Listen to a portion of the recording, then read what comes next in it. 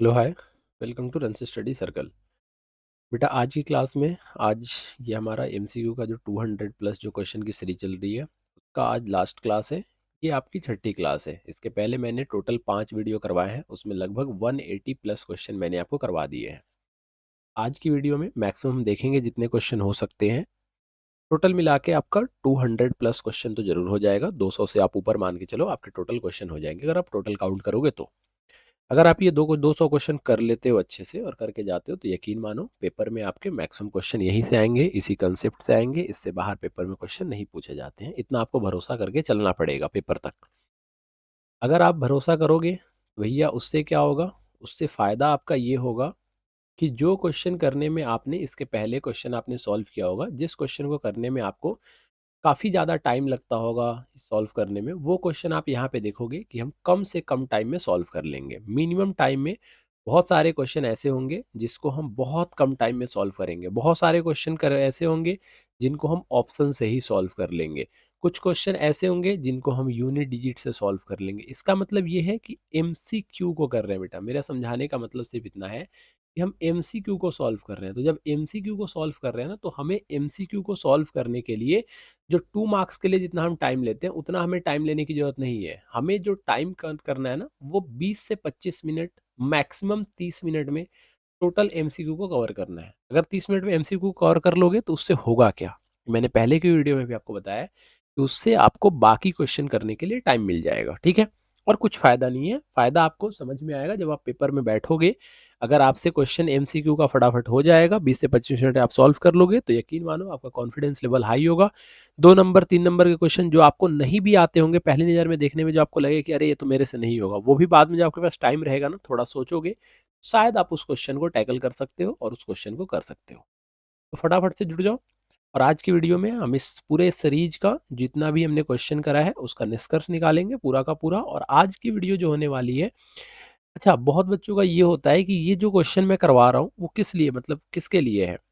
वो क्वेश्चन आपका बेसिक वालों के लिए है या स्टैंडर्ड वालों के। तो भैया ये बेसिक वालों के लिए भी है और ये स्टैंडर्ड वाले के लिए। चाहे आपका बेसिक हो चाहे आपका स्टैंडर्ड हो, भैया ये क्वेश्चन आपके लिए भी है, दोनों के लिए है। ठीक है। तो बेसिक और स्टैंडर्ड ऐसा कुछ नहीं है। क्वेश्चन का आप लेवल देखो और एग्जाम के पेपर से आप मैच कर लेना। और जितने क्वेश्चन मैं करवा रहा हूँ, एक एक क्वेश्चन बेटा चुन के लेके आया हूँ आपके लिए। सारे प्रीवियस ईयर क्वेश्चन है, कोई ऐसे क्वेश्चन नहीं करवा रहा हूँ। सारे प्रीवियस ईयर क्वेश्चन है, या तो प्रीवियस ईयर क्वेश्चन है या तो इस साल आपको देखने को मिल जाएंगे जो क्वेश्चन कभी पेपर में नहीं पूछे गए हैं, तो इस साल आपको देखने को मिल सकते हैं। या तो सेम क्वेश्चन आपको मिल जाए या इसी पैटर्न पे आपको क्वेश्चन मिलेंगे। पैटर्न बेटा यही होगा, फॉर्मेट यही होगा पूरा का पूरा, इसमें कुछ भी अलग नहीं होगा। ठीक है। तो बिना किसी देर किए हुए चलते हैं, वीडियो को स्टार्ट करते हैं। उससे पहले अगर आपने चैनल को सब्सक्राइब नहीं किया है तो बेटा चैनल को सब्सक्राइब कर लो, वीडियो को लाइक कर दो और दोस्तों में शेयर कर दो। और फटाफट कॉपी पेन लेके बैठ जाओ। आज के क्वेश्चन को देखते हैं। लास्ट क्वेश्चन हमने कहाँ करा था, अगर आपको याद होगा, लास्ट क्वेश्चन हमने यहाँ पे करके छोड़ दिया था, है ना। ये लास्ट क्लास हुई थी जिसमें मैंने आपको बताया था कि एक्स्ट्रा क्वेश्चन मैं आपको करवाऊंगा नेक्स्ट, जब ये पूरा खत्म हो जाएगा, पूरा का पूरा जब सीरीज खत्म हो जाएगा, तो उसके बाद में मैं आपको हर एक चैप्टर के एक एक्स्ट्रा क्वेश्चन की एक सीरीज लेके आऊंगा और उसमें मैं आपको हर एक चैप्टर सॉल्व करवाऊंगा। ठीक है। तो उसके लिए चिंता करने की बात नहीं है। आप मैथ्स के लिए मेरे को बस आपसे 15 दिन चाहिए। आज से कितने दिन बचे हुए हैं भाई, आज से 12-13 दिन बचे हुए हैं। चलो 15 दिन हटाओ, अब तो 12-13 दिन रह गए। बस 12-13 दिन आप दे दो।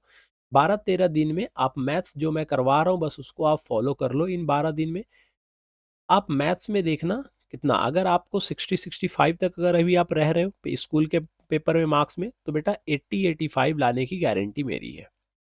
ठीक है। अगर आप 70-75 वाले बच्चे हो तो भैया 90 प्लस मार्क्स, तो 95 प्लस मार्क्स तो आपके कहीं नहीं जा रहे। अगर आप इस पूरे सीरीज को ध्यान से कॉपी पेन लेके मेरे साथ साथ मेरे बताए गए तरीके से सॉल्व कर लेते हो, और पीडीएफ मैं टेलीग्राम चैनल पे प्रोवाइड करा दूंगा। साइंस बाय रन सिंह नाम से चैनल है। चैनल नहीं मिलेगा, डिस्क्रिप्शन बॉक्स में लिंक डाल दूंगा, वहां से आप चैनल देख लेना। वहां से आप क्वेश्चन की पीडीएफ डाउनलोड कर सकते हो और खुद से क्वेश्चन सॉल्व कर सकते हो। और फिर वीडियो को आके देखो देखो फटाफट फास्ट फॉरवर्ड करके देख लो, देखो ही कौन कितने क्वेश्चन आपने सही किए हैं। अगर आप मैक्सिमम क्वेश्चन सही कर पा रहे हो तो आपकी तैयारी बेटा अच्छी है। बस आपको लास्ट में थोड़ा सा ध्यान देना है, कैलकुलेशन वगैरह पे ध्यान देना है, बाकी सब कुछ बढ़िया है। चलो अब फटाफट से हम आते हैं फर्स्ट क्वेश्चन पे। आज की क्लास का जो पहला क्वेश्चन है, क्या बोल रहे हैं भैया, पहला क्वेश्चन बोल रहे हैं 95 और 152 का HCF क्या होगा। अच्छा HCF के बारे में बात वो कर रहा है एक बात बताओ, एचसीएफ ये दोनों प्राइम नंबर तो है नहीं भाई, इसके लास्ट में 2 है, इसके लास्ट में 5 है, तो प्राइम नंबर तो है नहीं, तो 1 नहीं हो सकता। अच्छा एक बात बताओ, मुझे एक बात चाहिए आपसे जानना है भाई, ये 38 जो है, क्या 8 के टेबल में कभी लास्ट में 5 आ सकता है? अरे एचसीएफ क्या होता है, उसके उसको डिवाइड करना चाहिए ना। आप बताओ, क्या 8 के टेबल में कभी 5 आ सकता है? तो आप बोलोगे नहीं आ सकता भैया, तो 38 95 को डिवाइड कर ही नहीं सकता। अच्छा 7 के टेबल में तो 5 आ सकता है, 7 5 या 35, लेकिन क्या 57 के टेबल में 95 आता है? तो आप बोलोगे नहीं भैया, 57 टू जा करेंगे ना, देखो 57 टू जा जब करोगे ना, 57 टू जा जब करोगे तो 100 से ज्यादा आएगा, इसका मतलब 95 इसके टेबल में नहीं आ सकता। तो एक ही टेबल है जिसके टेबल में 95 आएगा, वो है आपका 19। तो ऑप्शन से इस क्वेश्चन को हमने सॉल्व कर दिया। आपको समझ में आया? जल्दी से बता दो। इन्होंने बोला ए एक रेशनल नंबर है, ठीक है, एक रेशनल नंबर है, चलो मान लेते हैं ए आपका 3 है, एक रेशनल नंबर है। बोला रूट भी इरेशनल है, ठीक है, एक इरेशनल नंबर मान लेते हैं, रूट अंडर 5। तो 3 प्लस रूट अंडर 5 क्या होगा? तो भैया रेशनल में अगर आप इरेशनल ऐड करते हो, रेशनल में इरेशनल ऐड करते हो, तो वो नंबर आपका इरेशनल होता है। रेशनल में इरेशनल माइनस करते हो तो वो नंबर आपका इरेशनल होता है। रेशनल में अगर इरेशनल नंबर आप मल्टीप्लाई करते हो, वो नंबर भी आपका इरेशनल नंबर होता है। क्लियर है भाई? बताओ जल्दी, कोई डाउट है? अब ये वाला क्वेश्चन देखो, इन्होंने बोला है if the sum and the product of zero of quadratic polynomial, zero दे रखा है। जीरोज का मतलब क्या होता है भैया? ये ऊपर हटाओ इसे। जीरोज का मतलब ये होता है अल्फा, और ये है बेटा बीटा की वैल्यू। अल्फा और बीटा की वैल्यू दे रखा है, क्वाड्रेटिक पॉलिनॉमियल पूछ रहा है। अगर आपको फॉर्मूला नहीं याद है तो फॉर्मूला याद कर लो भैया। क्वाड्रेटिक पॉलिनोमियल लिखने का फॉर्मूला होता है x square minus alpha plus beta x plus alpha into beta. तो मैंने आपको बोला कि दोनों को अगर हम जोड़ेंगे तो 3 + 2√2 आएगा, 3 + 2√3 आएगा। मतलब आपका क्या आएगा? X square minus minus minus minus minus alpha plus beta होता है ना, अल्फा प्लस बीटा। तो 3 में अगर 2√3 जोड़ेंगे भाई, 3 में अगर 2√3 जोड़ेंगे, 3 में 2√3 जोड़ेंगे, कुछ मुझे क्यों लग रहा है कि कुछ गलत दे रखा है। अच्छा ये अल्फा बीटा नहीं है, एक सेकंड बेटा, एक सेकंड, ये अल्फा बीटा नहीं है, ये अल्फा बीटा नहीं है, ये क्या है फिर?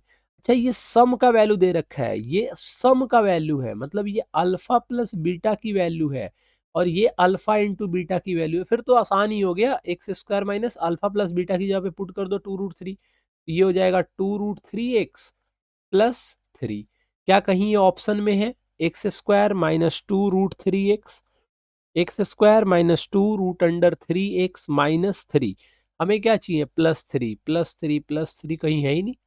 तो ये इसमें भी नहीं है, इसमें भी नहीं है, इसमें भी नहीं है, तो यही आंसर होगा। कैसे होगा देख लो करके, ए माइनस बी के होल स्क्वायर पे तोड़ दो भाई, क्योंकि तीनों में नहीं है ना भाई। 2√3 माइनस में चाहिए, इसमें है लेकिन 3 माइनस में है, नहीं हो सकता। यहाँ पे दोनों प्लस में है, नहीं हो सकता। यहाँ पे 3 माइनस में है, ये भी नहीं हो सकता। तो यही होगा आंसर, चेक कर ले। ए का स्क्वायर करो, एक्स का स्क्वायर कितना होता है? एक्स स्क्वायर प्लस बी का स्क्वायर करो, √3 का स्क्वायर कितना होता है? 3 plus 2 into A into B, 2 into √3 into x, 2 into √3 into x. कुछ गलत कर दिया ना? हाँ, -2 ये भी होता है ना बेटा फॉर्मूले में। तो ये देखो, ये मैच कर रहा है दोनों, तो आंसर नंबर क्या हो जाएगा? बी आपका करेक्ट हो जाएगा। समझ में आया? अच्छा ये वाला क्वेश्चन देखो, उन्होंने बोला अल्फा प्लस बीटा और अल्फा इंटू बीटा दोनों सेम है। भाई जितना अल्फा प्लस बीटा है उतना ही आपका क्या है? अल्फा इंटू बीटा है। उन्होंने आपसे पूछा है कि ए और बी का वैल्यू बताना है। अच्छा ए और बी का वैल्यू बताना है, मैं एक नया इक्वेशन लिखता हूँ, एक्स स्क्वायर माइनस, अच्छा लिखने का फॉर्मूला क्या होता है अभी बताया था ना, x square alpha plus beta x. Alpha plus beta कितना दिया हुआ है? 10। मैं यहाँ पे 10x plus alpha into beta, x square minus 10x plus alpha into beta कितना होता है बेटा? 10। जरा कंपेयर करना, एक्स की जगह पे एक्स लिखा हुआ है तो ए की जगह पे क्या लिखा होगा? अरे भाई एक्स की जगह पे एक्स लिखा हुआ है तो ए की जगह पे क्या लिखा हुआ है? 1। माइनस की जगह पे माइनस लिखा हुआ है, एक्स की जगह पे एक्स लिखा हुआ है, 5 की जगह पे क्या लिखा हुआ है? 10। अरे 5 की जगह पे क्या लिखा हुआ है? 10। 5 की जगह पे क्या लिखा हुआ है? 10। 5 की जगह पे क्या लिखा हुआ है? 10। तो ये 10 बना कब? अच्छा सी की जगह पे 10 है, अगर मान लेते हैं सी की जगह, तो बेटा 5 की जगह पे 10 होना चाहिए था ना।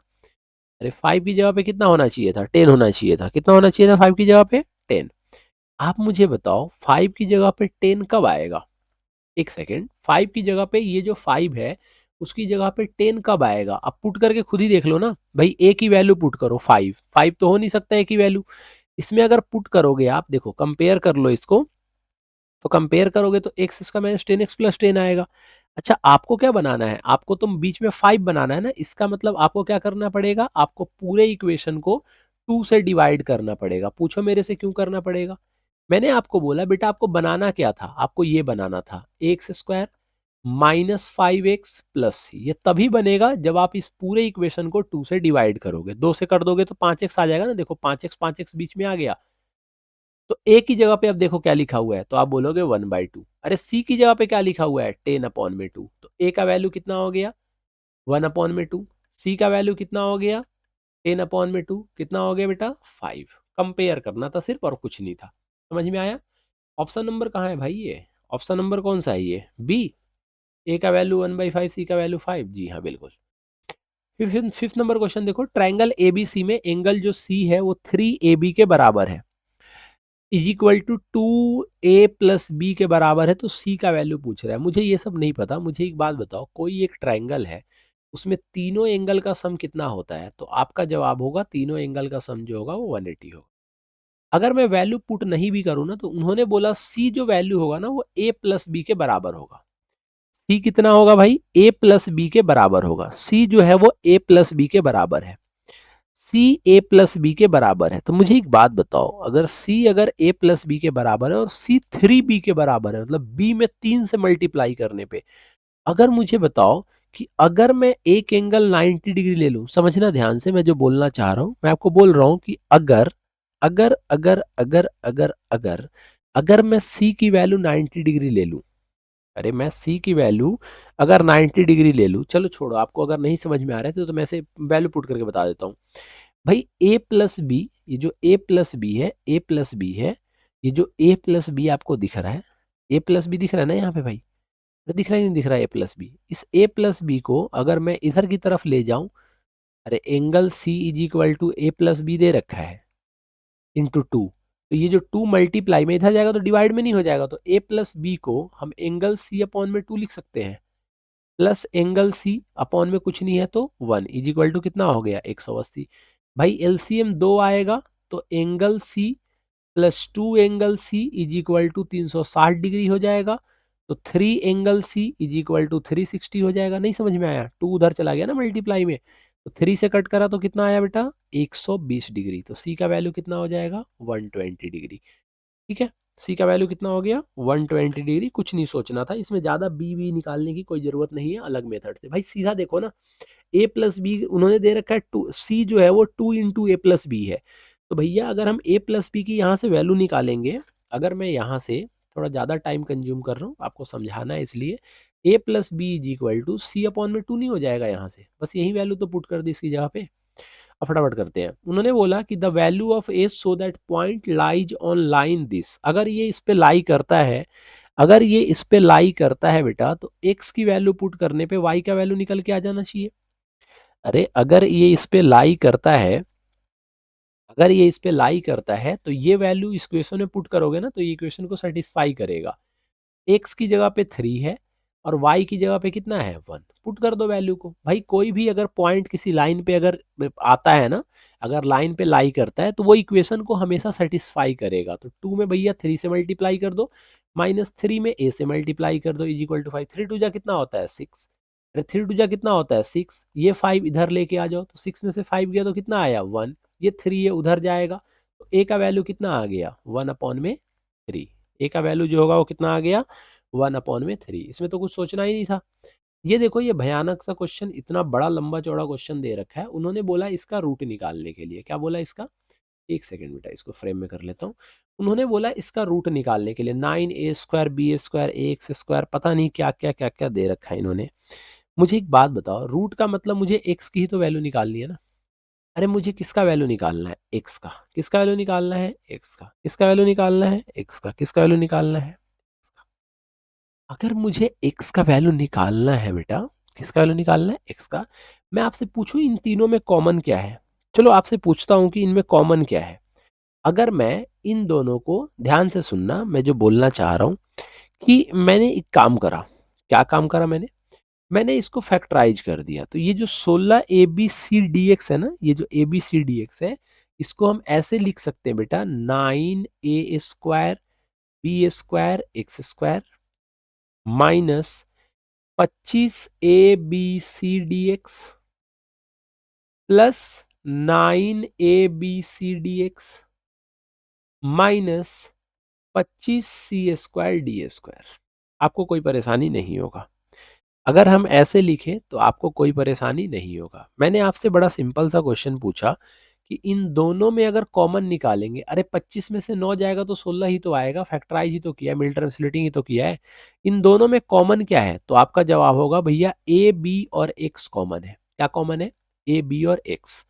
तो मेरे भाई यहाँ पे क्या बचेगा? अगर हम ए बी और एक्स कॉमन निकाल देंगे तो यहाँ पे क्या बचेगा? 9 a b x। क्या बचेगा बेटा? 9 a b x minus A B X common निकल गया तो क्या बचा यहाँ पे? 25 cd। क्या बचा बेटा यहाँ पे? 25 cd। क्या बचेगा? 25 cd प्लस इन दोनों में से अगर हम कॉमन निकाल ले सी और डी, क्या निकाल ले कॉमन? सी और डी। तो आप देखो 9 cd कॉमन निकल गया तो 9 a b x बचेगा। ठीक है, माइनस थोड़े कुछ क्वेश्चन, एक दो क्वेश्चन आते हैं जो बड़े क्वेश्चन होते हैं, इसको भी मैं आपको अभी करना सिखाऊंगा कि कैसे आप आसानी से कर सकते हो, चिंता मत करो। मैंने आपसे पूछा, कुछ चीज़ों का जवाब मैं आपसे जानना चाहता हूँ कि मैंने आपसे बोला कि अगर मैं इसको सॉल्व करने की कोशिश करूँ, अगर मैं इसको सॉल्व करने की कोशिश करूँ बेटा, तो इन दोनों में कॉमन निकालूँ तो ए सी डी कॉमन निकल गया तो ए बी एक्स बचा, और यहाँ से सी डी कॉमन निकल गया तो क्या बच जाएगा? 25 cd। दोनों जगह सेम आ गया ना। कुछ नहीं करना बेटा, एक इक्वेशन बनेगा आपका, यहाँ लिख देता हूँ, एक इक्वेशन बनेगा A B X plus C D is equal to 0, और एक इक्वेशन बनेगा 9 a b x minus 25 cd is equal to 0। कोई दिक्कत नहीं है। आप बोलोगे भैया A B X is equal to C D होगा, एक्स का वैल्यू जो होगा माइनस सी डी होगा, सॉरी, तो एक्स का वैल्यू होगा माइनस सी डी अपॉन में A B. Minus C D upon में ए बी ये है, माइनस सी डी अपॉन में ए बी ये है। इसका मतलब ये दोनों आंसर नहीं हो सकते। काम खत्म। अब दूसरे वाले में देखो, ये जो 25 माइनस में है उधर जाएगा तो प्लस में होगा, तो 25 प्लस में होना चाहिए, तो ये आंसर नहीं होगा। आंसर क्या होगा आपका? क्लियर है? क्लियर है भाई? अरे नहीं समझ में आया? ये -25 उधर जाएगा तो +25 होगा ना, तो आंसर +25 में आना चाहिए, तो आंसर नंबर क्या हो जाएगा? डी। उन्होंने बोला इसका डिस्क्रिमिनेंट निकालने के लिए, कितना आसान क्वेश्चन है भाई। डिस्क्रिमिनेंट निकालने का फॉर्मूला क्या होता है? बी² माइनस 4ac। थोड़ा ज़्यादा डार्क नहीं आ रहा? हटाओ इसे। बी² माइनस, इसको कम करो भाई, नहीं तो पेंट हो जाएगा पूरा। ठीक है, उन्होंने बोला बी² माइनस 4ac किसके बराबर होता है? 0 के बराबर। तो अब बी का वैल्यू कितना है भाई? अरे बी का वैल्यू कितना है जल्दी बताओ? बी का वैल्यू कितना है? 1। तो 1 का स्क्वायर 1 ही होता है, -4 इंटू, ये तो ओरल कर सकते हो आप। ए का वैल्यू 2 आ गया, सी का वैल्यू -1 आ गया, माइनस माइनस प्लस हो जाएगा, 4 2 जा 8 हो जाएगा, 8 में 1 जुड़ेगा तो कितना आ गया? 9। कितना आ गया बेटा? 9। कितना आ गया? 9। अरे डी, इसको डिस्क्रिमिनेंट निकालने का फॉर्मूला क्या होता है? डिस्क्रिमिनेंट निकालने का फॉर्मूला होता है बी² माइनस 4ac। भाई बी² माइनस 4ac में पुट कर दिया, आंसर कितना आ गया निकल के? 9। इन्होंने 9th टर्म बोला है 0 है। 9 टर्म अगर एपी का 0 है तो 29 टर्म आपको निकालना है। अगर 9th टर्म 0 है तो 29 टर्म 19 टर्म का कितना होगा? 9th टर्म अगर 0 है तो 29 टर्म 19th टर्म का कितना होगा? भाई 29 को हम क्या लिखते हैं? ए प्लस 28d। 19 टर्म को क्या लिखते हैं? ए प्लस 18d। उन्होंने बोला 9th टर्म 0 है, 9th टर्म को क्या लिखते हैं? ए प्लस 8d का वैल्यू कितना है? 0। ए का वैल्यू कितना आएगा बेटा? -8d। कितना आएगा? -8d। यहाँ पे पुट कर दो, -8d प्लस 28d, आंसर कितना आ गया? 20d। यहाँ पुट कर दो, -8d प्लस 18d, आंसर कितना आ गया? 10d। देखो जरा, 19 टर्म 10d आ रहा है, 29 टर्म 20d आ रहा है, 10 का डबल 20 नहीं आ रहा, तो डबल होगा आंसर, ट्वाइस हो जाएगा। क्लियर है भाई? ये बेहतरीन क्वेश्चन है, ये आपको आसान लग रहा होगा, बहुत अच्छा क्वेश्चन है, पेपर में आएगा ना शक्ल देखते रह जाओगे तुम, निकाल भी नहीं पाओगे, बोलोगे ये कहाँ से, ऐसे क्वेश्चन तो हमने पढ़ा ही नहीं है। ट्वाइस हाफ थ्राइस, समझ में आया? पहले भाई 9 तक उन्होंने 0 दे रखा है, जो दे रखा है उसको लिख दिया, वहां से ए की वैल्यू निकाल ली, और ए की वैल्यू निकाल के इन दोनों इक्वेशन में पुट कर दी है बारी बारी से। एक का 10d आया आंसर, एक का 20d आया। हमने देखा भाई 10 का 20 कितना होता है, तो आपने बोला डबल, तो मैंने टिक कर दिया डबल पे।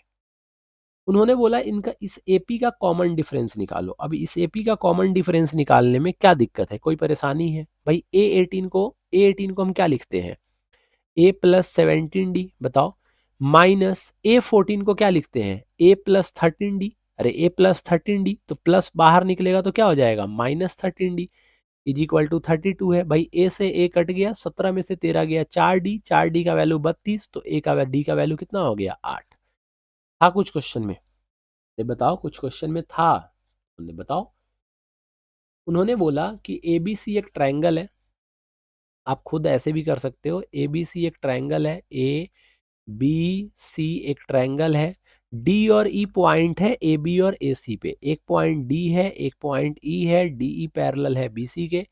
AD ratio D B, AD ratio D B, ये 3 है, ये एक हिस्सा है। ईए का वैल्यू कितना दे रखा है, ईए दे रखा है आपका 3.3।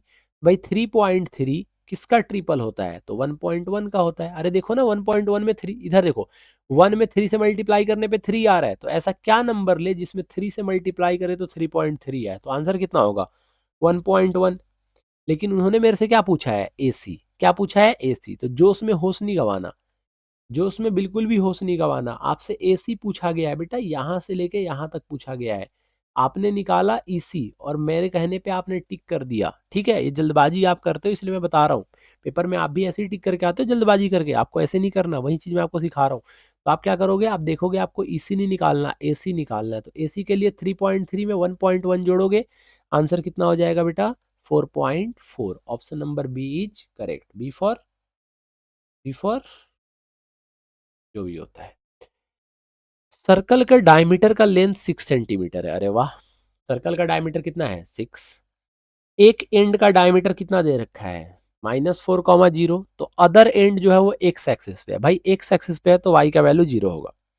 तो ये y0 तो ये आंसर नहीं होगा, हटा दो। उन्होंने बोला अगर एंड आपका एक्स एक्सिस पे है, तो मेरे भाई मुझे एक बात बताओ, अगर एंड एक्स एक्सिस पे है, डायमीटर अगर 6 है, ये सर्कल है, यहाँ का एक दे रखा है -4,0, ये तो एक्स एक्सिस पे ही है, तो एक्स का कुछ ना कुछ वैल्यू है, 0 है। डायमीटर 6 है, तो इन दो पॉइंट के बीच का डिस्टेंस ही तो 6 दे रखा है ना, तो डिस्टेंस फॉर्मूला लगा दो। भाई एक्स में से -4 को माइनस करो, तो x+4 का स्क्वायर हो जाएगा। अरे x+4 का होल स्क्वायर हो जाएगा। प्लस 0 में से 0 माइनस करोगे तो कितना आएगा, 0। अरे 0 में से 0 माइनस करोगे तो कितना आएगा, 0। तो 0 को जोड़ो और घटाओ, सेम ही आएगा। इज इक्वल टू कितना आ गया, 6। स्क्वायर से रूट कट गया, एक्स की वैल्यू कितना आ गया, 6 - 4 गया, कितना आ गया, 2। 2 से एक ही ऑप्शन स्टार्ट है, आंसर नंबर क्या हो जाएगा, ए इज करेक्ट। क्लियर है? उन्होंने पूछा कॉट स्क्वायर थीटा -1 में sine square theta is equal to कितना होता है। कुछ नहीं है क्वेश्चन में। अरे कुछ भी तो नहीं है क्वेश्चन में। आपको लग रहा है कुछ, तो आप मुझे बता दो। भाई मैं आपको बताऊं, सीरियसली बताऊं, आप मुझे बताओ, इस क्वेश्चन को बिना फॉर्मूले के मैं सॉल्व करवा सकता हूं आपको। B square minus P square होगा। अरे B square minus P square होगा ना, मानो ना, आप समझो मेरी बात को, मैं क्या बोलना चाह रहा हूँ। मैंने बोला ये B square minus P square होगा, आपने बोला जी बिल्कुल होगा। मैंने बोला 1 में साइन स्क्वायर थीटा दे रखा है, तो 1 में पी स्क्वायर अपॉन में एच स्क्वायर होगा। तो मैंने आपसे बोला ये एच स्क्वायर तो ऊपर चला जाएगा, आपने बोला जी भैया बिल्कुल चला जाएगा। तो मैंने बोला नीचे क्या बचेगा, तो आपने बोला पी स्क्वायर। मैंने पूछा ऊपर क्या बचेगा, तो आपने बोला B square minus H square. मैंने बोला ये तो कोई फॉर्मूला ही नहीं होता है। तो फिर आप में से कोई बोलेगा भैया ऊपर से कॉमन निकाल लो। मैंने बोला ठीक है बेटा, कॉमन निकाल ले। तो एच स्क्वायर माइनस कितना आ गया, बी स्क्वायर अपॉन में कितना आ गया, पी स्क्वायर। भाई एच स्क्वायर में से बी स्क्वायर जाता है तो कितना आता है, हाइपोटेनस के स्क्वायर में से बेस का स्क्वायर जाता है तो परपेंडिकुलर का स्क्वायर। नीचे कितना है, परपेंडिकुलर स्क्वायर, आगे क्या लगा हुआ है, माइनस। ये दोनों कट गया तो आंसर -1 होगा। क्लियर? कोई दिक्कत बताओ? कॉट साइन कॉस का बिना फॉर्मूला यूज किया आप बी और पी के फॉर्म में भी सॉल्व कर सकते हो, टाइम बचा सकते हो। अदरवाइज आपको पुट करना है तो cot is equal to cos theta upon में साइन थीटा पुट कर दो, तभी भी आपका आंसर आ जाएगा। वो भी आसान मेथड है। उन्होंने पूछा एक्स की जगह पे हम ऐसा क्या रखें कि ये दोनों बराबर आ जाए। मुझे एक बात बताओ, मुझे बस एक बात बताओ भाई, tan 45 तो 1 होता है, ठीक है, तो इसका ले लो दो, कोई फर्क नहीं पड़ता। cos 60 कितना होता है, cos 60 कितना होता है, 1/2। इधर sin 60 कितना होता है, √3/2। cot 60 कितना होता है, 1 अपॉन में √3। √3 में √3 कट गया, √3 में √3 क्या हो गया, कट गया, इधर भी 1/2 आ गया, इधर भी 1/2 आ गया, तो x की जगह पे क्या लोगे भाई, x की जगह पे 1 ले लो, क्योंकि 1 में 1/2 गुना करोगे तो 1/2 ही आएगा। आंसर कितना हो गया, 1। अरे समझ में नहीं आया भाई, cos 60 की वैल्यू पुट कर दी, tan 45 की वैल्यू पुट कर दी 1, इधर भी 1/2 आ गया कट के, इधर भी 1/2 आ गया, वो बोल रहे हैं कि x into 1/2 is equal to 1/2 है। तो x की जगह पे मैं से क्या पुट करे कि 1/2 आ जाए, तो 1 पुट कर दो, क्योंकि 1 में कोई भी नंबर मल्टीप्लाई करते हैं सेम नंबर आता है। फटाफट आते हैं बेटा, 50 नंबर क्वेश्चन है, 25-26 मिनट आपके हो चुके हैं और हम 15 नंबर क्वेश्चन पे पहुंच चुके हैं। बोल रहे the circle is inscribed in a क्वाड्रेटर T T T T T 90, 28, 23, 29 DS, ये वो दिस दैट जो भी दे रखा है उन्होंने अपना दे रखा है। मेरा बस ये मतलब है कि अगर ये अगर ये क्या हो रहा है, अगर ये है जिंदगी, मैंने पूछा आपसे अगर ये कट कर रहा है, उन्होंने बोला ABCD एक क्वाड्रेटरल है, मान लिया भाई, मान लिया कि ABCD एक क्वाड्रिलेटरल है, ठीक है। उन्होंने बोला B पे 90 डिग्री है, अरे B पे 90 है, ठीक है, B पे 90 है। उन्होंने बोला AD 23 है, AB 29 है, DS, अब DS कहाँ है भाई, DS, DS, तो यहाँ S रहा होगा, यहाँ पे P रहा होगा, PQR, और यहाँ पे रह गया S, ठीक है भाई। अच्छा एक बात बताओ, DS जो होगा वो DR के बराबर होगा, आप बोलोगे जी बिल्कुल बराबर होगा, कोई डाउट ही नहीं है इसमें। तो मेरे भाई अगर DS 5 है तो ये भी 5 होगा, तो आपने बोला जी, तो मैंने बोला भाई ये 5 है तो ये 18 होगा, ये 18 है तो ये भी 18 होगा, तो ये 18 है तो ये 11 होगा, ये 11 है तो ये भी 11 होगा।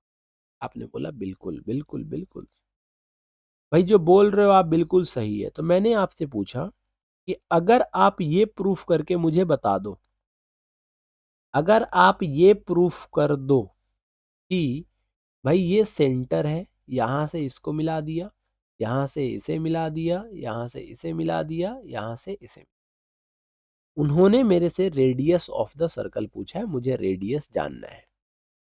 मुझे क्या जानना है भाई, मुझे जानना है इसका रेडियस कितना होगा। आप में से कोई बता सकता है तो बता दो मुझे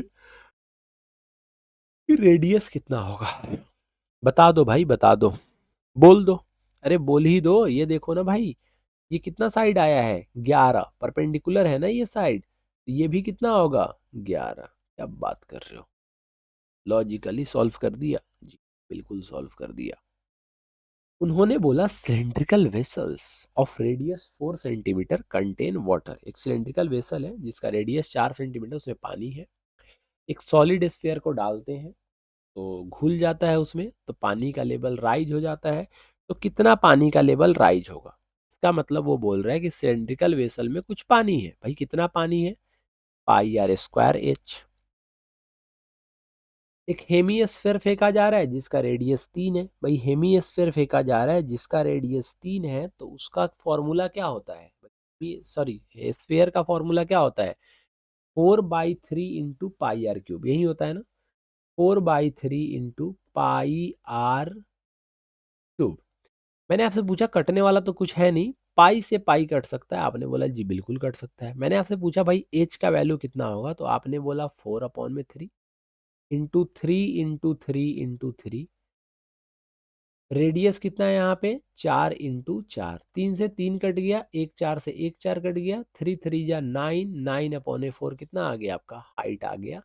तो 16 का कितना हो जाएगा बेटा, बी आंसर हो जाएगा। क्लियर है, ये बताओ क्लियर है। उन्होंने बोला इसका मीडियन क्लास कौन होगा, भाई मीडियन क्लास कौन होता है, अरे मीडियन क्लास कौन है बताओ, 0 से लेके 5, 6 से लेके 11, भैया तो एक काम करो ना, इसको पहले डिस्ट्रीब्यूशन बनाओ, नहीं तो अदरवाइज आपसे सॉल्व ही नहीं होगा। उन्होंने बोला कि 0 से लेके 5 है, 6 से लेके 11 है, तो मैंने अपने मन में सोच लिया कि 0.5 की जगह पे ना, ये जो 0.5 लिखा हुआ है इसकी जगह पे मुझे क्या करना पड़ेगा, आधा कम करना पड़ेगा, तो -0.5 से 5.5 लोगे आप, फिर 5.5 से 11.5 लोगे, फिर 11.5 से 17.5 लोगे, फिर 17.5 से 23.5 लोगे और फिर 23.5 से 29.5 लोगे। क्लियर है भाई? अरे क्लियर है। उन्होंने बोला इसका मीडियन क्या होगा। मीडियन मतलब बीच वाला, मीडियन मतलब बीच वाला, ये वाला। इधर भी दो है, इधर भी दो है, तो यही बीच वाला है। इसका अपर लिमिट पूछ रहा है, अपर लिमिट 17.5 है। 17.5 मतलब answer number A is correct.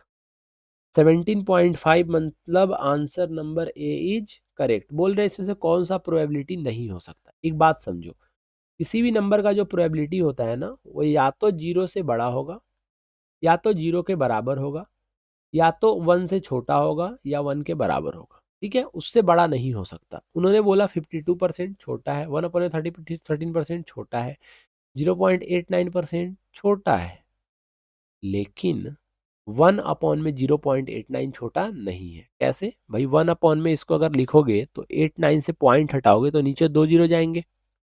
अरे जाएंगे या नहीं जाएंगे ऊपर? अरे यहाँ से पॉइंट हटाओगे तो 89 का पॉइंट हटेगा 8.9 का, तो ऊपर 2 जीरो जाएंगे ना। तो मैंने बोला कि जो ऊपर 2 जीरो जाएंगे, तो आपको बोला जा रहा है 100 को 89 से डिवाइड करने के लिए न्यूमरेटर बड़ा आ गया, डिनोमिनेटर छोटा आ गया। ये पॉसिबल ही नहीं है। प्रोबेबिलिटी में हमेशा डिनोमिनेटर बड़ा होता है।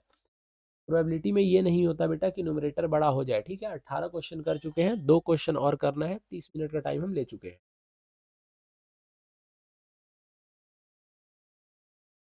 जबकि मुझे तो समझाना है। सोचो आप पेपर में करोगे, अगर यही आपकी स्पीड बन गई तो आप कितना जल्दी क्वेश्चन को टैकल कर लोगे। बच्चे जब तक सॉल्व करेंगे, आप सॉल्व करके बैठ जाओगे क्वेश्चन को। बोला जा रहा है D and E R point है। ठीक है, पॉइंट है, पॉइंट है। ए डी 4 दे रखा है, ए डी 4 दे रखा है, लिख देते हैं। डी बी x-4 दे रखा है, ठीक है। ए ई जो है वो 8 दे रखा है, ठीक है। इसी जो है वो 3x-19 दे रखा है, ठीक है। उन्होंने बोला लाइन डिवाइड करता है तो रेशियो सेम होता है। जी हाँ, बिल्कुल होता है। तो एसर्सन भी सही है, रीजन भी सही है, लेकिन उन्होंने ये जो वैल्यू जो दिया है, उन्होंने उसमें उन्होंने बोला कि if a line divide any two side of triangle in the same ratio parallel to the third side. नहीं जी, ऊपर वाले में पैरेलल दे के आपसे रेशियो बोल रहा है, नीचे वाले में क्या बोल रहा है? रेशियो दे के पैरेलल बोल रहा है। स्टेटमेंट सही है, लेकिन करेक्ट एक्सप्लेनेशन नहीं है, क्योंकि दोनों एक दूसरे के रेसिप्रोकल है। ऊपर वाले में पैरेलल बोल के रेशियो दे रहा है, दूसरे वाले में रेशियो बोल के पैरेलल दे रहा है। तो ये दोनों जो स्टेटमेंट है वो अलग अलग है। 29 नंबर क्वेश्चन बोल रहा है कि 1,6 है वो कट करता है लाइन सेगमेंट को 2:7 में। हाँ बिल्कुल, 2:7 में वो कट करेगा। अब हमें कैसे पता कट करेगा 2:7 में? तो भाई 0.1,6 जो है वो 2:7 में डिवाइड करता है। मैं एक निकाल लेता हूँ चेक करने के लिए, अगर आंसर आ गया तो बिल्कुल ठीक है। मैंने ये आपसे पूछा कि अगर वो 2:7 में डिवाइड करता है, तो अगर मैं इसको x1 मान लूँ, और इसको y1 मान लूँ, इसको हम x2 मान ले, और इसको हम अगर y2 मान ले, तो बेटा और ये m हो जाए और ये n हो जाए, तो मैं डायरेक्ट फॉर्मूला लगाता हूँ mx2 प्लस nx1 अपॉन में m प्लस n। मैंने आपसे पूछा m की वैल्यू, आपने बोला 2। x2 कितना है भैया? 6। n कितना है? 7। x1 कितना है? -3। m प्लस n कितना है? 9। 6 दूना 12 -21 अपॉन में 9, 9 अपॉन में 9, आंसर हो गया 1। इसका मतलब है सर, सॉरी, आंसर 1 आ गया ना? आंसर 1 कैसे आ जाएगा? -1 आएगा भाई। 12 में से 21 जाएगा तो -9 होगा ना। कैसी बातें कर रहे हो तुम लोग, गलत करवा देते हो। ठीक है, तो एसर्सन भी सही है, रीजन भी सही है, लेकिन एसर्सन में बोल रहा है डिवाइड के बारे में बात कर रहा है, एसर्सन में सेक्शन फॉर्मूले के बारे में बात कर रहा है, और नीचे एरिया के बारे में बात कर रहा है। क्या दोनों में कोई कॉम्बिनेशन है? नहीं है। करेक्ट एक्सप्लेनेशन नहीं है। अच्छा, नीचे जो दे रखा है ना, वो बोल रहा है तीनों पॉइंट अगर एक ही लाइन पे हैं तो क्या उनका एरिया 0 होता है? जी हाँ बेटा, अगर तीनों पॉइंट किसी एक लाइन पे बनते हैं तो उससे आप ट्रायंगल बना ही नहीं सकते। तो आंसर क्या होगा? हमेशा 0 होगा। क्लियर है? क्लियर है भाई? एक और सेट कर लिया। 2 मिनट 1 मिनट का रेस्ट ले लो, तब तक मैं भी पानी पी लेता हूँ, फिर लास्ट सेट करेंगे और फटाफट से खत्म करेंगे, कुछ नई नई बातें सीख।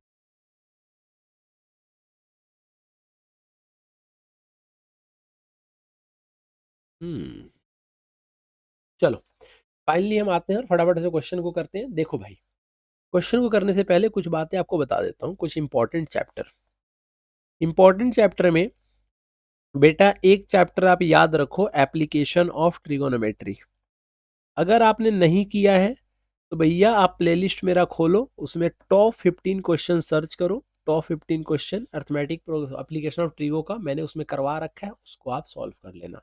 दूसरा, आप देखो linear equation in two variable, linear equation in two variable, two variable based से भी बेटा जो बेस्ड क्वेश्चन होता है ना, वो मैंने आपको करवाए हैं टॉप 15 क्वेश्चन में। वहां से आप अगर ये दोनों कवर कर लेते हो तो इस चैप्टर में आपको दिक्कत कभी नहीं आएगा। तीसरा जो एक और चैप्टर मुझे आपको बोलना था, वो चैप्टर है, अगर आप चाहते हो लिटरली कि अगर अभी तक आपको समझ नहीं आया और अपन दिमाग में बैठाना चाहते हो पेपर तक, तो भैया एक काम करो, मेरा पढ़ाया हुआ आप क्वाड्रेटिक एक बार देख लो, या तो क्वाड्रेटिक और सर्कल, इन दोनों को देख लो। टॉप 15 के ही नाम से है, वो सिर्फ कहने को टॉप 15 है, जो मैं आपको बार बार बोलता हूँ। नेक्स्ट लेवल क्वेश्चन है, ऐसे क्वेश्चन है जो आपके पेपर में एक्चुअली में पूछे जाते हैं और आप नहीं करके आ पाते हो। क्यों? क्योंकि आपको पढ़ाया नहीं गया, आपको जानकारी नहीं होती। ये वाला क्वेश्चन देखो, उन्होंने बोला कि ए का वैल्यू ये दे रखा है, बी का वैल्यू ये दे रखा है, एचसीएफ मेरे से पूछ रहे हैं। एचसीएफ का मतलब क्या होता है? जो सबसे कम पावर वाला है। इसमें दो दो बार है, दो तीन बार है, दो दो बार जो होगा वो एचसीएफ होगा। उन्होंने बोला तीन यहाँ दो बार है, तीन यहाँ तीन बार है, तीन दो बार वाला एचसीएफ होगा, और पांच अकेले है तो पांच एचसीएफ होगा। भाई दो का स्क्वायर चार, तीन का स्क्वायर नौ, पांच,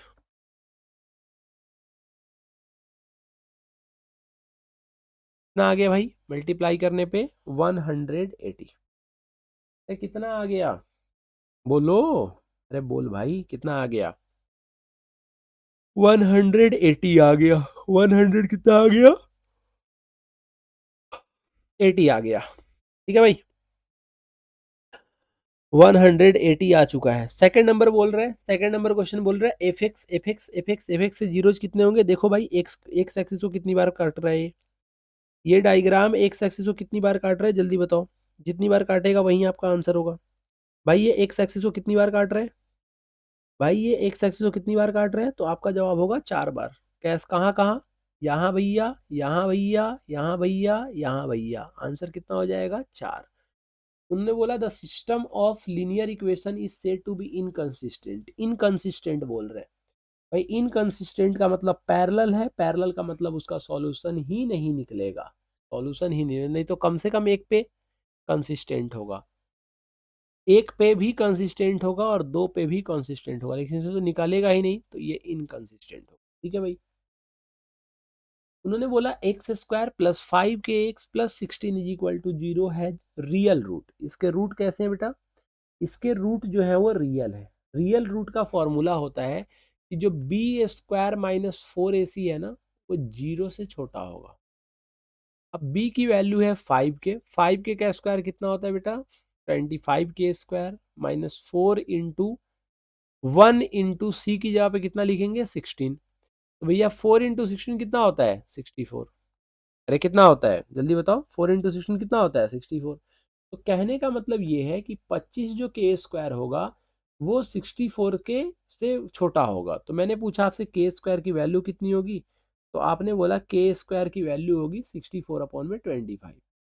मतलब कहने का मतलब मेरा ये है कि 62/45, आप 62/64/45 ना के का वैल्यू आया, के स्क्वायर का वैल्यू आया, तो के का वैल्यू प्लस माइनस में आएगा, प्लस माइनस में एक ही ऑप्शन है, तो ये वाला आंसर होगा, ऑप्शन नंबर सी जो होगा वो आपका आंसर होगा।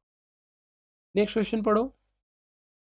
कॉमन डिफरेंस बोल रहा है 6 है, तो फर्स्ट टर्म निकालना है। कुछ मत करना बेटा, ऐसे जब क्वेश्चन आते हैं ना, इस क्वेश्चन में ज़्यादा दिमाग आपको लगाने की जरूरत नहीं है। उन्होंने बोला sum of the n term of APB इतना, तो एन टर्म है तो भैया 1 पुट करेंगे, तो 3 इंटू 1 का स्क्वायर 3, 3 + 1 कितना हो गया? 4। तो पहला पहला पहला, हाँ, पहला जो है, अगर आप एन की वैल्यू 1 पुट करते हो मतलब फर्स्ट टर्म निकालने के लिए, तो आपका फर्स्ट टर्म आता है 4। अगर आप दो पुट करते हो, दो का स्क्वायर हो जाएगा 4, 4 × 3 = 12, 12 में दो जोड़ोगे 14 आ जाएगा। मतलब दो first term plus second term दोनों को जोड़ने पे कितना आ गया भाई? 2 दूना 4, 4 × 3 = 12, 2 14 आ गया। उसमें से फर्स्ट को जोड़ने पे 4 है, तो सेकंड को जोड़ने पे कितना आएगा? 10।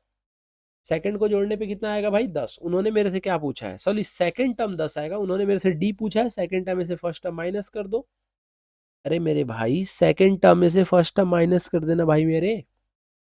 अरे एक को जोड़ने पे 4 आ रहा है, दो को जोड़ने पे अगर 14 आ रहा है, दो का स्क्वायर 4, 4 तिया 12, 12 14, दो को जोड़ने पे अगर 14 आ रहा है तो उसमें एक 4 निकल गया, तो दूसरा 10 ही तो बचेगा। अरे दूसरा क्या बचेगा, 10। उन्होंने क्या बोला है, कॉमन डिफरेंस इसका 6 है, तो आपसे फर्स्ट टर्म निकालना है। अरे फर्स्ट टर्म तो एक ही बार में निकल गया था, क्या मैं दिमाग लगा रहा हूँ, सॉरी बेटा, टाइम वेस्ट हो गया आपका थोड़ी देर, कोई बात नहीं, मैंने क्वेश्चन ध्यान से पढ़ा नहीं था, ये उसके लिए आई अपोलोजाइज फॉर। मैं ये बोल रहा हूँ, मैं ये बोल रहा हूँ यहाँ पे, अरे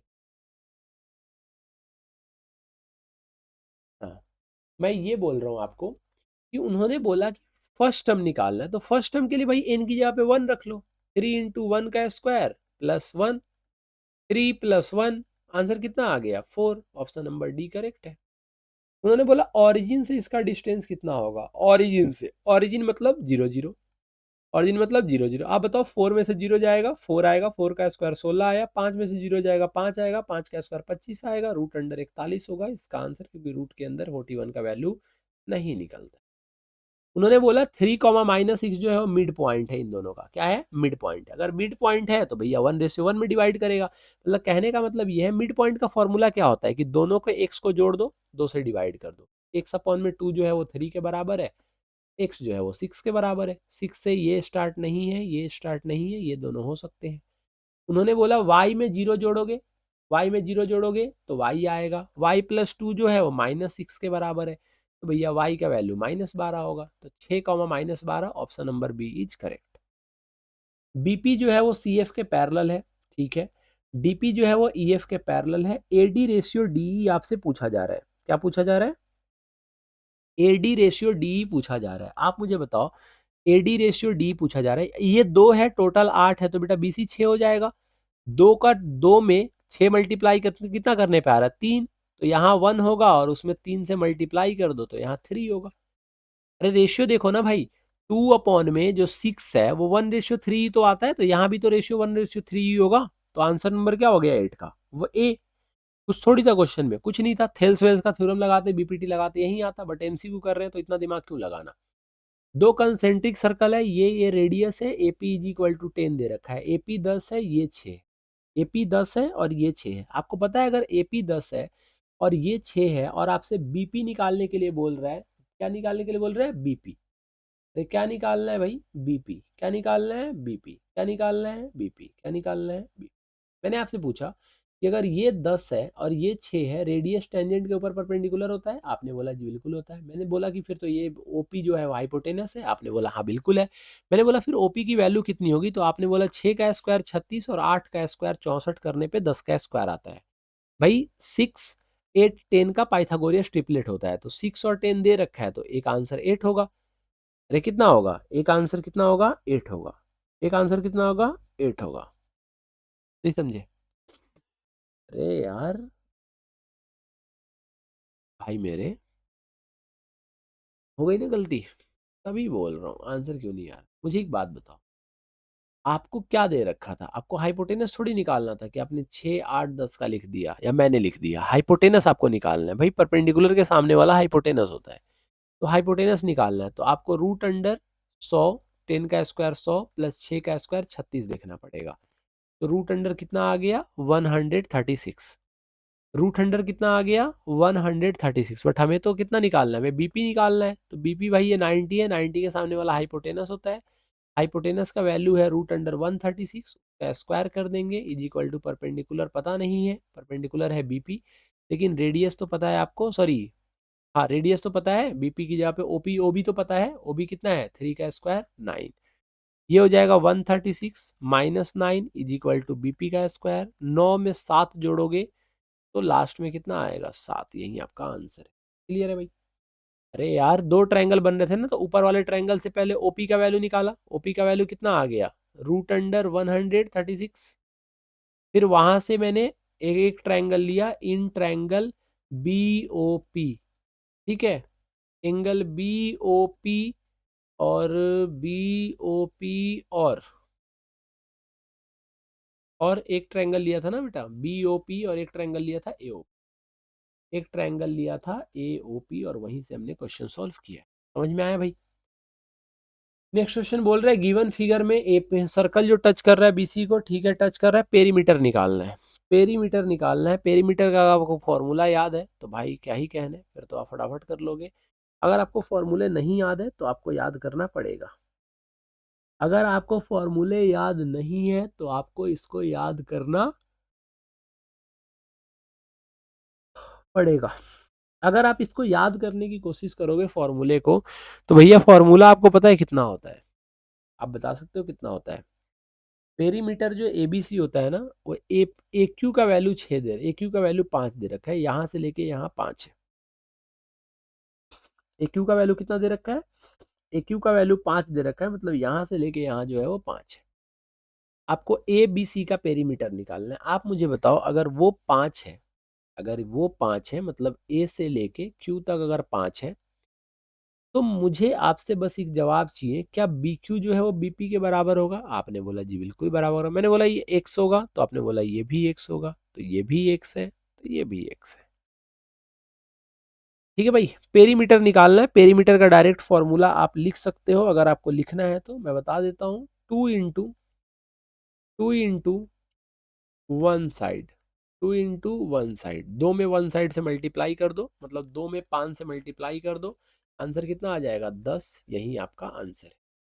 तो भैया फॉर्मूला ये होता है कि अगर पेरीमीटर ऐसे दे दे, सर्कल है उसके ऊपर ट्रायंगल और पेरीमीटर निकालना, तो 2 से मल्टीप्लाई कर देना, साइड में आंसर आ जाएगा। क्वेश्चन क्या है? Sine theta plus cos theta P sec theta plus cosec theta Q, तो Q into P square minus 1 की वैल्यू निकालो। कुछ नहीं है क्वेश्चन में।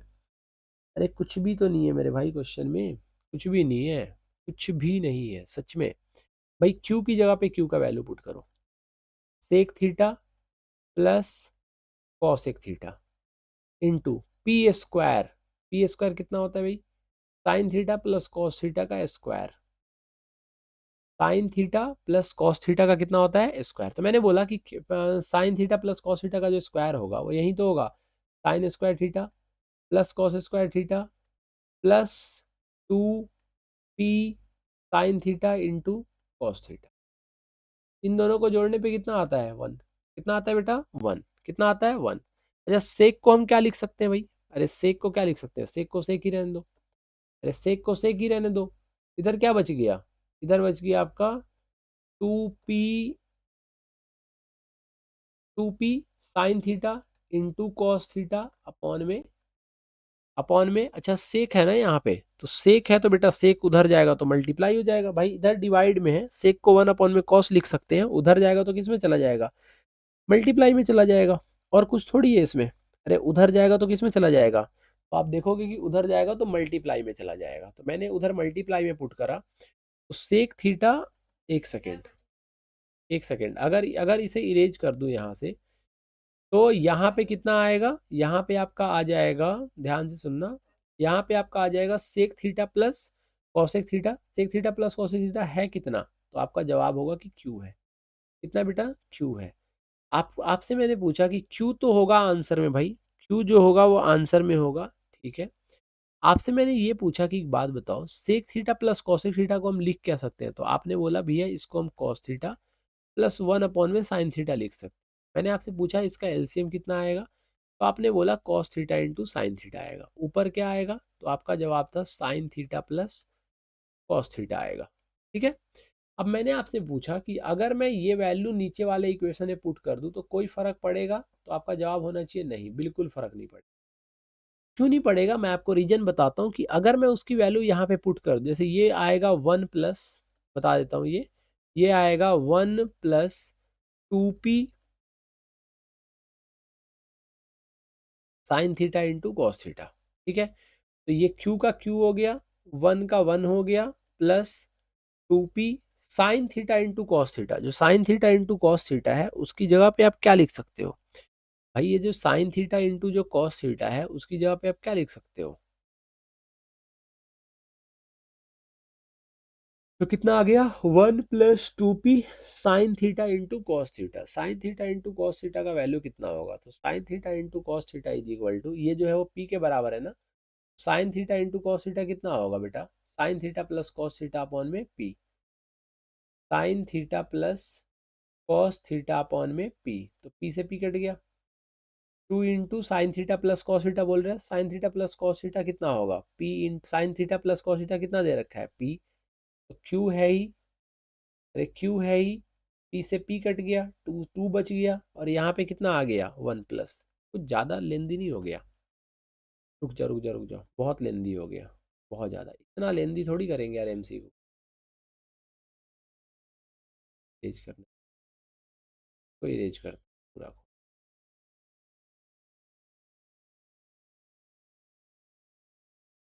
मैं ये बोल रहा हूँ, देखना ध्यान से, कि मैं अगर ये वाला वैल्यू निकाल के इसमें पुट कर दूँ, क्यू की जगह पे क्यू की वैल्यू पुट कर दूँ, क्यू की जगह पे क्यू की वैल्यू पुट कर देते हैं, ठीक है। अच्छा, अगर वैल्यू पुट ना करें ना हम, तब भी इसको सॉल्व कर सकते हैं, बट चलो अभी फिलहाल के लिए वैल्यू पुट करते हैं। तो मैंने ये बोला कि अगर मैं क्यू का वैल्यू पुट करूँ तो क्यू क्या लिख सकते हैं, तो आपने बोला कि sine theta plus cos theta upon में sine theta into cos theta, भैया आप लिख सकते हो, अभी मैंने बताया था। पी स्क्वायर, पी का स्क्वायर बोल रहे हैं, मतलब sine theta plus cos theta का स्क्वायर बोल रहे हैं। Sine theta plus cos theta का स्क्वायर कितना होता है, sine square theta plus cos square theta plus two sine theta into cos theta, minus कितना आ गया, वन। माइनस कितना आ गया बेटा, वन। मैं आपसे पूछ रहा हूँ कि ये जो sine theta plus cos square theta है, इसकी जगह पे वन लिख सकते हैं ना, अरे लिख सकते हैं ना वन। तो मैंने लिख दिया sine theta plus cos theta upon में sine theta into cos theta is equal to sine square theta plus cos square theta कितना होता है बेटा, वन। वन में से वन जाता है तो कितना आता है, zero. Sign theta plus cos theta upon में कितना हो गया, sine theta minus cos theta. यार इतना डिफिकल्ट भी क्वेश्चन नहीं है। इसकी वैल्यू वन आ गई, वन से वन कट गया, तो यहाँ पे क्या बचेगा बेटा, यहाँ पे बचेगा आपका मल्टीप्लाई में two sine theta into cos theta बचेगा। भाई कॉस से कॉस कट गया, साइन से साइन कट गया, ऊपर बचा two into sine theta plus cos theta. और बेटा ये टू का टू हो गया, sine theta plus cos theta कितना दे रखा है, पी। तो आंसर कितना हो गया आपका, टू पी। आंसर कितना हो गया बेटा, टू पी। अच्छा क्वेश्चन था, बढ़िया क्वेश्चन था ये।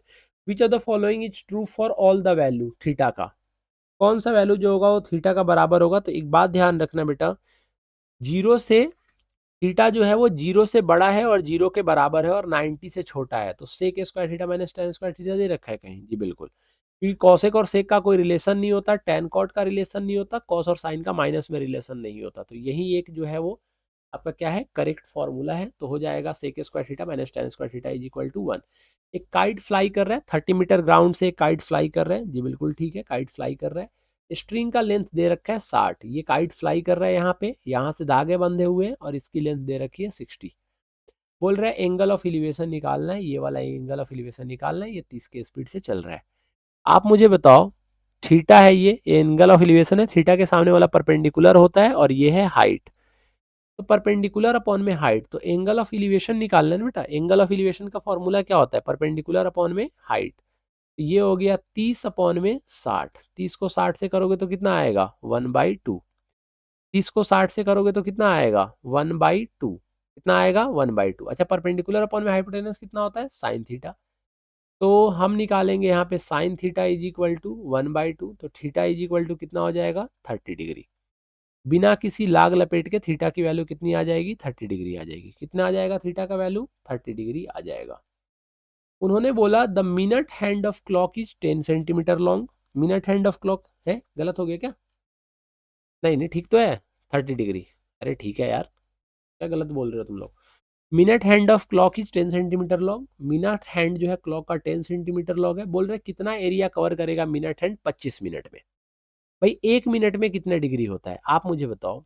अगर टोटल अगर घूम जाए, टोटल अगर घूम जाए तो 60 मिनट में 360 डिग्री कवर करेगा। जो मिनट हैंड है वो 60 मिनट में 360 कवर करेगा। तो मेरे भाई एक मिनट में कितना कवर करेगा, तो आपका जवाब होगा 360 अपॉन में 60। नहीं आता बेटा सीख ले। तो एक मिनट में 6 डिग्री करता है, एक मिनट में कितना करता है, 6 डिग्री। उन्होंने मेरे से कितने मिनट पूछा है, 25 मिनट, तो 25 मिनट में कितना करेगा, 150 डिग्री। नीचे 360 इंटू पाई, पाई की value 10⁻7 into radius 10 into 10। Radius कितना हो जाएगा बेटा, 10 इंटू 10। रेडियस कितना हो जाएगा, 10 इंटू 10। क्या है इस क्वेश्चन में, कुछ है, कुछ है तो बताओ भाई।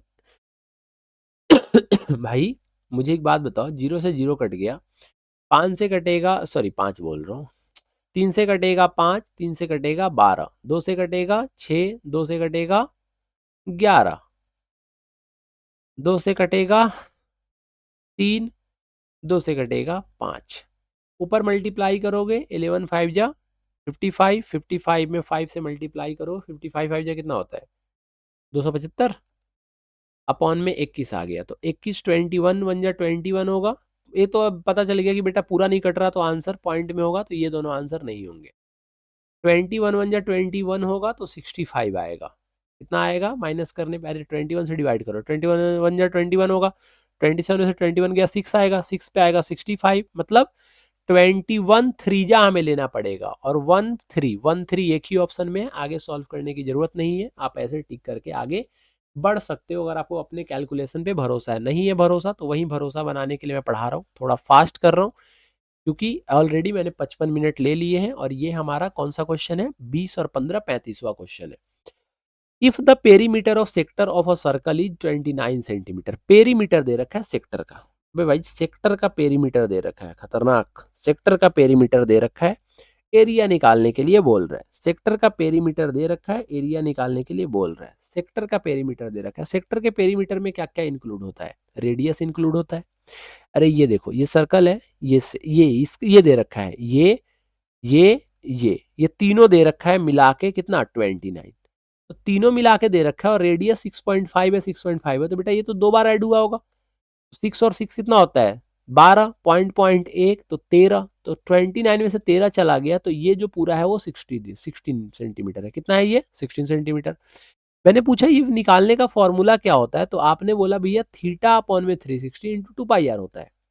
मैंने बोला ठीक है भाई, कितना दे रखा है, तो आपने बोला 16। मैं बोल रहा हूँ कि अगर मैं इसको कट करूँ तो 2 से 8 कट हो जाएगा, आपने बोला जी बिल्कुल हो जाएगा। मैंने आपसे पूछा कि यहाँ से अगर मैं रेडियस की वैल्यू पुट कर दूं, तो ये थीटा अपॉन में 360 इंटू पाई की वैल्यू पुट करने का मन करे कर दो, नहीं मन करे तो नहीं भी कर सकते हो, मैंने पाई को ऐसे ही छोड़ दिया।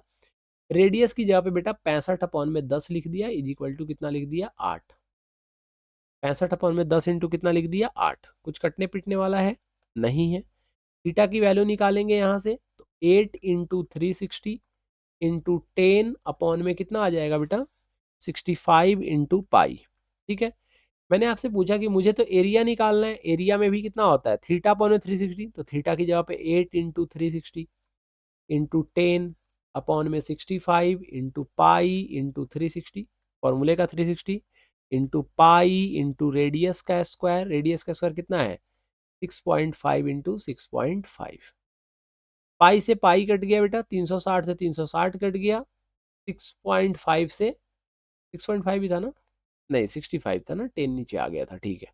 तो 65 से ये कट गया, 10 से ये 10 निपट गया, कुछ और है कटने पिटने वाला नहीं है। पर क्या बचा 6.5 में 8 से मल्टीप्लाई करना है, 8 छक 48, 48 में 4 जोड़ दो, 52 आंसर आ जाएगा। कितना आ गया भैया 52 आंसर आ गया। समझ में आया कुछ।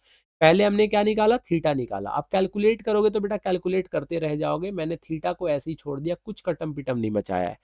फिर हमने क्या किया एरिया का फॉर्मूला लगा दिया, एरिया ऑफ सेक्टर का। ये नीचे वाला जो फॉर्मूला देख रहे हो ये वाला वो एरिया ऑफ सेक्टर का फॉर्मूला है। क्लियर है भाई। 52 कार्ड है, बोल रहे कि एक कार्ड ड्रॉ करते हैं और वो किंग नहीं हो, किंग नहीं हो, किंग कितने होते हैं टोटल, अरे किंग नहीं हो, किंग नहीं हो, किंग कितने होते हैं 4, तो 4 को छोड़ के बाकी सब चलेंगे भाई। 52 में से 4 कार्ड आप हटा दो क्योंकि किंग नहीं चाहिए ना आपको, तो 4 हटा दो, तो 48 अपॉन में टोटल कार्ड कितने हैं 52 भाई। 12 अपॉन में कितना होगा आंसर 13। ऑप्शन नंबर बी जो है वो क्या है करेक्ट है आपका। 70 नंबर क्वेश्चन बोला what is the probability that a leap year has 52 Monday. Leap year में 52 मंडे हो, लीप ईयर पहले होता कितने दिन का है, तो आपने बोला 360 का। अरे लीप ईयर होता कितने दिन का है 366 का। अच्छा एक्स्ट्रा डे निकालने का पता है फॉर्मूला क्या होता है, एक्स्ट्रा डे निकालने का फॉर्मूला होता है, चलो छोड़ो मैं ये बता रहा हूँ। 52 मंडे आए, नॉर्मल कितने मंडे आते हैं 52 आते हैं नॉर्मल। उन्होंने बोला 52 मंडे है, इसकी क्या प्रोबेबिलिटी है कि 52 मंडे है, तो 52 मंडे बेटा तभी आएगा जब आपका जो नंबर है ना, आपका जो डेट है वो शुरू वाला डेट जो है वो मंडे से स्टार्ट हो जाए, और या तो लास्ट वाला जो है वो मंडे पे खत्म हो जाए। भाई दो ही हो सकता है, नहीं समझे। अरे भाई 52 मंडे तभी आ सकता है, सॉरी 52 मंडे बोल रहे हैं ना, लीप ईयर है 50, अच्छा 52 मंडे ही पूछ रहा है, तो 52 मंडे में ये होगा कि टोटल 7 बार 52 मंडे आ रहा है। लेकिन अगर साल का शुरू वाला दिन मंडे नहीं हो और साल का लास्ट वाला दिन मंडे नहीं हो, तब 52 मंडे आएगा। अगर साल का शुरू वाला दिन भी मंडे हो जाए, साल का लास्ट वाला दिन भी मंडे हो, तो बीच में तो 52 आएंगे ही, साथ में 2 मंडे और आ जाएंगे, तो 54 मंडे हो जाएंगे। समझो इस बात को, समझो समझो समझो। तो उन्होंने बोला कि 52 ही होना चाहिए, इसका मतलब शुरू और लास्ट में मंडे नहीं होगा, तो 7 दिन में से 2 दिन तो ऐसे ही हट गया, तो बाकी 5 दिन बचे। 5 दिन में, अरे 5 दिन कितने में, 7 में। 5 दिन कितने में, 7 में। आंसर कितना हो जाएगा, 5/7। आंसर कितना हो जाएगा, 5/7। जो जो जो जिसकी फ्रीक्वेंसी सबसे ज्यादा होती है, मोस्ट फ्रीक्वेंट, मतलब जो बार बार आता है, उसको मोड बोलते हैं। जो बार बार आता है उसको हम क्या बोलते हैं बेटा, मोड। बोल रहे हैं दो आइडेंटिकल क्यूब को जब ऐड किया जाता है, देखो हमेशा याद रखो, जब दो आइडेंटिकल क्यूब को ऐड किया जाता है ना, तो क्यूब में साइड होता है, लेकिन वो बन जाता है क्यूबॉइड। क्यों? क्योंकि दो आइडेंटिकल क्यूब को जब ऐड करते हो, तो बेटा ये लेंथ ब्रेथ हाइट 3 होते हैं क्यूबॉइड का, तो या तो लेंथ बढ़ेगा, ब्रेथ और हाइट कांस्टेंट रहेगा, या लेंथ कांस्टेंट रहेगा, हाइट कांस्टेंट रहेगा, ब्रेथ बढ़ जाएगा, या लेंथ और ब्रेथ कांस्टेंट रहेगा, हाइट बढ़ जाएगा। एक के ऊपर एक ऑब्जेक्ट रखेंगे ना बेटा, ये क्यूब है, ये क्यूब है, अगर इसके ऊपर अगर मैं एक और यहाँ पे ऐसे करके क्यूब बना दूं, तो इसका जो है ना वो लेंथ बढ़ जाएगा। क्या हो जाएगा, देखो ऊंचाई बढ़ गई, लेंथ उतना ही था, अभी भी उतना ही है, ब्रेथ उतना ही था, अभी भी उतना ही है, लेकिन ऊंचाई बढ़ जाएगी। इसका मतलब अगर इसका एक साइड, अगर साइड जो है क्यूब क्यूब का अगर 5 है ना, तो मान लो अगर लेंथ बढ़ रहा है या हाइट बढ़ रही है, तो लेंथ 5 ही रहेगा, ब्रेथ 5 ही रहेगा, हाइट हो जाएगा 10। उन्होंने टोटल सरफेस एरिया बोला बेटा, टोटल सरफेस एरिया का फॉर्मूला होता है 2 × LB, 5×5 = 25 plus BH 5×10 = 50 plus LH 5×10 = 50। 50 50 100, 125, 125 में 2 से गुना करोगे 250 आना चाहिए, 125 में 2 से गुना करोगे 250 आना चाहिए। उन्होंने 300 दे रखा है, सरेआम गलत, सरेआम गलत, मतलब इतना गलत यार, है ना, साफ झूठ बोलते हैं बिल्कुल ये। टोटल सरफेस एरिया निकालने का क्यूबॉइड का फॉर्मूला होता है ये, बिल्कुल असर्शन सही है, रीजन, अरे इसको काट क्यों दिया, असर्शन गलत है ना, ऑप्शन तो ये सही है, ऑप्शन तो ये सही है भाई, ऑप्शन तो ये सही है, असर्शन गलत है, ये असर्शन गलत है, रीजन सही है। क्लियर है? चलो, आज का लास्ट क्वेश्चन, इसके बाद आपका 200+ क्वेश्चन की सीरीज खत्म। मजा आया बेटा पढ़ के? मजा आ गया होगा ना बेटा? तो कमेंट में बढ़िया से बता देना कि कमेंट में कि आपको सब कुछ समझ में आ गया, प्रॉपर तरीके से सब कुछ खत्म हो गया, एक एक चीज आपके दिमाग में बैठ गई। अभी तक आपके अंदर कॉन्फिडेंस आ गया होगा। 2 4 6 8 10 11, लगभग 200 से ज्यादा क्वेश्चन हम कर चुके हैं। 200 क्वेश्चन बेटा बहुत होता है, ठीक है? आप यकीन मानो, अभी 15 दिन आपके पास है, बहुत टाइम होता है 15 दिन। अगर 15 दिन में ये क्वेश्चन, साथ में टॉप 15 क्वेश्चन जो मैंने पिछले साल करवाए थे वो कर लो। अगर आपका बेसिक क्लियर नहीं है, तो बेसिक मतलब बेस आपका क्लियर नहीं है, तो सभी वीडियो के शुरू में देख लोगे ना, इधर उधर मत भटको, बहुत बेसिक तरीके से पढ़ा है। आप एक बार पढ़ के देखो, कॉपी में उतार के देखो, दिमाग में आपके ना बैठ जाए, फिर आपको मेरे को बताना। इसके अलावा ये जैसी क्लास, ये आज का क्लास खत्म हुआ, कल से आपका क्लास स्टार्ट होगा। कल से इसी टाइम, सेम टाइम पे रात को आपका क्लास स्टार्ट होगा। टाइम आपको बता दिया जाएगा, अदरवाइज सेम टाइम पे भी रखूंगा। अलग अलग चैप्टर के हम टॉप कुछ क्वेश्चन को करेंगे, वहां पे हम बिल्कुल बेस से नहीं सीखेंगे, सिर्फ क्वेश्चन को सॉल्व करेंगे, और हमारा ध्यान सारा का सारा क्वेश्चन पे रहेगा, सॉल्व करने पे, ठीक है? तो बिना किसी देर के बेटा लास्ट क्वेश्चन खत्म करते हैं, उसके बाद में बाकी की बातें थोड़ी सी कर लेते हैं। बोल रहे the sum of the series with the nth term, 9 - 5n = 465 है। n की वैल्यू 15 दे रखा है। n की वैल्यू कितना दे रखा है बेटा? n की वैल्यू 15 दे रखा है, तो हमें तो सॉल्व करके देखना पड़ेगा ना। उन्होंने बोला sum of the series with n term, sum of the series निकालना है, मतलब Sn निकालना है। Tn दे रखा है, मतलब An का वैल्यू दे रखा है। An कितना है? A15। A15 कितना है बेटा? 9 - 5 इंटू n की जगह पे यहाँ भी 15 पुट कर दो। 15 5 जा 75, 75 में 9 जोड़ोगे 84 आएगा। उन्होंने उन्होंने एसएन का फॉर्मूला पूछा है, एसएन इज इक्वल टू होता कितना है? ए प्लस। तो अगर मुझे A1 निकालना हो, तो 9 में से 5 इंटू 1, 9 में से 5 माइनस कर देंगे, आंसर कितना आएगा? 4। तो मैंने ए की जगह पे पुट कर दिया 4। यहाँ तो 15/2 ही आएगा, ए की जगह पे कितना आ गया? 4। एन का वैल्यू कितना है 84, ए प्लस एन भी तो एक फॉर्मूला होता है ना बेटा। S N is equal to कितना हो गया 15/2 इंटू 88, 2 से कटा 44। S N is equal to last में जीरो होना चाहिए, लास्ट में जीरो होना चाहिए बेटा, क्योंकि 5 4 जो होता है ना वो 20 होता है, तो लास्ट में जीरो होना चाहिए, यहाँ लास्ट में 5 है, मतलब एस एन गलत दे रखा है, तो असर्शन गलत है। पहले हमने क्या किया, ये जो दे रखा था ना, मैं आपको समझा देता हूँ ये क्वेश्चन देखो। उन्होंने बोल रखा था मेरे से कि टी एन जो है बेटा, टी एन जो है, क्या था टी एन यार, 9 - 5n, टी एन कितना है 9 - 5n, और मेरे से एस एन पूछ रहे हैं, मतलब S15 मेरे से पूछना चाह रहे हैं, तो मैंने यहाँ से ना पहले फर्स्ट टर्म निकाल लिया, एन की जगह पे यहाँ पे 1 पुट करेंगे तो यहाँ भी मुझे 1 पुट करेगा, तो 5 × 1 पुट कर, तो 9 - 5 वैल्यू कितना आ गया 4।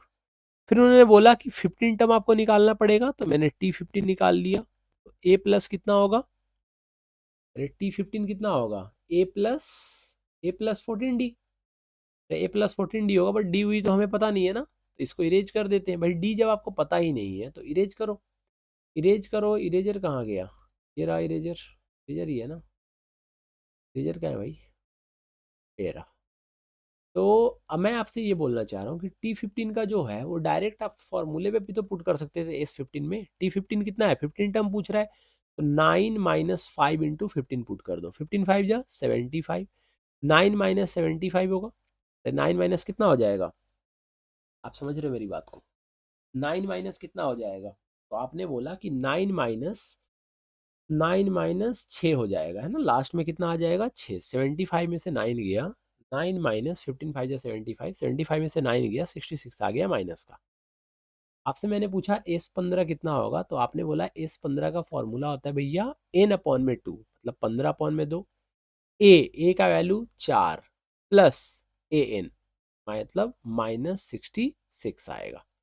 ऊपर फिर क्या गलत हुआ था, पर कुछ गलती करी थी क्या, 15 5 जा 70, अच्छा जोड़ दिया था, ओ सॉरी, 75 में से 9 बेटा माइनस होगा ना, इतना नहीं चाहिए था। ठीक है, चलो इसी को नीचे कर रहे हैं, तो ऊपर अब करेक्ट करने की कोई ज़रूरत ही नहीं है, नीचे तो सॉल्व करिए। तो इज इक्वल टू 15/2, भाई 66 में से 4 गया तो 62 आएगा माइनस, कितना आएगा माइनस का 62 आएगा, कितना आएगा माइनस का 62 आएगा, और फिर बोल रहे मल्टीप्लाई करने के लिए, तो भाई 2 में इससे मल्टीप्लाई करा तो कितना आ गया 31, कितना आ गया 31, 31 में 15 से करोगे, 15 1 जा 15, कैरी गया 4, सॉरी 1, 15 3 जा 45, और 1 कितना होता है 46, लेकिन माइनस में 465 आया, उन्होंने शायद प्लस में दे रखा है ना, उन्होंने प्लस में दे रखा है, इसीलिए सर्सन गलत है और रीजन सही है, सर्सन गलत है और रीजन सही है, ये जो है ना ये 88 88 इसको मारो गोली, क्योंकि ये हो गया था गलत। ठीक है, तो नीचे वाला बेटा सही है, उसको सही कर लेना, नीचे जो मैंने तरीके से आपको करवाए हैं। पूरा चैप्टर खत्म हो गया बेटा। अगर आपने अभी तक चैनल को सब्सक्राइब नहीं किया तो चैनल को सब्सक्राइब कर लो, और मन लगा के नहीं पढ़ रहे हो तो मेरे भाई अभी भी टाइम है, पढ़ लो मन लगा के, बाकी मेरे ऊपर छोड़ दो। मैं आपको इतने बेसिक तरीके से, इतने अच्छे से मैं डिजाइन कर करके आपके लिए क्वेश्चन लाया हूँ कि वही क्वेश्चन है जो पेपर में आपके पूछे जाते हैं, पूछे गए हैं या पूछे जाएंगे, सारे के सारे अपकमिंग हैं। अगर आप वन शॉट सारे चैप्टर की वीडियो देखना चाहते हो तो आपको डिस्क्रिप्शन में लिंक मिल जाएगा, वहाँ से आप देख सकते हो। इसके अलावा हर एक चैप्टर के मैं आपके लिए टॉप 15 प्लस या टॉप 20 प्लस क्वेश्चन की फिर से सीरीज स्टार्ट करूंगा इस पेपर से पहले, वही सीरीज जिसमें से डायरेक्ट पेपर में क्वेश्चन पूछे जाते हैं। अगर आप ये पूरे क्वेश्चन को कर लेते हो तो बेटा एग्जाम हॉल में आपको अलग कॉन्फिडेंस आएगा, अलग कॉन्फिडेंस के साथ बैठोगे और आपको लगेगा कि हाँ वाकई में हम कुछ पढ़ के आए हैं और लास्ट 15 दिन में ही कुछ पढ़ा है। ठीक है, तो अगर आपने अभी तक पढ़ाई नहीं करी है ना मैथ्स की, फिर भी सीरियस हो जाओ, अभी भी आपके पास टाइम है, आराम से मार्क्स ला सकते हो। आपको कहीं इधर उधर भागने की जरूरत नहीं है, किसी टीचर के पास कहीं जाने की जरूरत नहीं है। सिंपल सा क्वेश्चन करवा रहा हूँ, सिंपल तरीके से मेरे तरीके से आप कर लो, टाइम भी बचेगा, गलत होने के चांसेज भी कम होंगे और दिमाग भी आपका कम यूटिलाइज होगा। देखो एग्जाम हॉल में अगर आप शुरू में दिमाग को थका लोगे ना तो आगे आप क्वेश्चन कर ही नहीं पाओगे, आपका मन ही नहीं करेगा क्वेश्चन करने का, 2 और 5 मार्क्स वाले को छूने का, दिमाग आपका थक चुका है 1 नंबर के क्वेश्चन को सोचने में। तो 1 नंबर के क्वेश्चन में ज़्यादा दिमाग नहीं थकवाना, जो क्वेश्चन है उसी के हिसाब से उनको सॉल्व कर देना है। बहुत सारे क्वेश्चन ऑप्शन के हिसाब से हो जाएंगे, बहुत सारे नहीं होंगे, तो बेटा 20 क्वेश्चन में 1 2 क्वेश्चन आपको मिलता ही है जिसमें आपको प्रॉपर कैलकुलेशन करना पड़ेगा, बिल्कुल बिगिनर की तरह प्रॉपर कैलकुलेशन करना पड़ेगा। कुछ कुछ क्वेश्चन में डेली आते हैं, ठीक है, मतलब कुछ कुछ क्वेश्चन में प्रॉपर आपको क्वेश्चन करना पड़ेगा। अब मैं ये जो बोल रहा था ना कि ये सारे क्वेश्चन अगर आप कर लेते हो तो उसके बाद में फिर क्या है, फिर उसके बाद में आप एक बार पेपर से पहले खुद से कोई भी सैम्पल पेपर उठा के सॉल्व करके देखना, आपसे क्वेश्चन सॉल्व हो जाएगा, कॉन्फिडेंस नेक्स्ट लेवल पे रहेगा। इस बार मैं आपको पढ़ा रहा हूँ, बहुत बहुत ज़्यादा आपको ऐसे क्वेश्चन बता रहा हूँ जो डायरेक्ट पेपर में आ सकते हैं, तो दोस्तों में बेटा शेयर कर दो ताकि उन लोगों को भी पता चले, और चैनल को सब्सक्राइब कर दो। इससे क्या होगा, इससे आगे आने वाले जैसे एसएसटी का पेपर है, साइंस का पेपर है, तो उसके लिए भी मैं अलग से आपके लिए क्वेश्चन की वीडियो लेके आता रहूँगा। ठीक है, चलो फिर इसी के साथ बेटा ऑल द वेरी बेस्ट। पढ़ाई करो ध्यान से, क्वेश्चन को एक बार, हाँ एक बार और, कि अगर क्वेश्चन ये रह गया हो ना, जो आपने क्वेश्चन कर लिया और आपको लग रहा है फिर से करना है, तो भैया पहले पीडीएफ डाउनलोड कर लेना टेलीग्राम से, आज प्रोवाइड करा दूंगा। वहाँ से पीडीएफ डाउनलोड कर लेना, उस पीडीएफ को खुद से सॉल्व करके देखना, जब नहीं होगा सॉल्व तब आप आंसर में आ देखना। ठीक है, समझ में आया? तो इतना आपको करना है, बाकी मिलते हैं फिर नेक्स्ट क्लास में। कल फिर से क्लास होगी, कल मिलते हैं आपसे टॉप 15 क्वेश्चन के साथ। Till then tata, bye bye, ध्यान रखो अपना और पढ़ते रहो।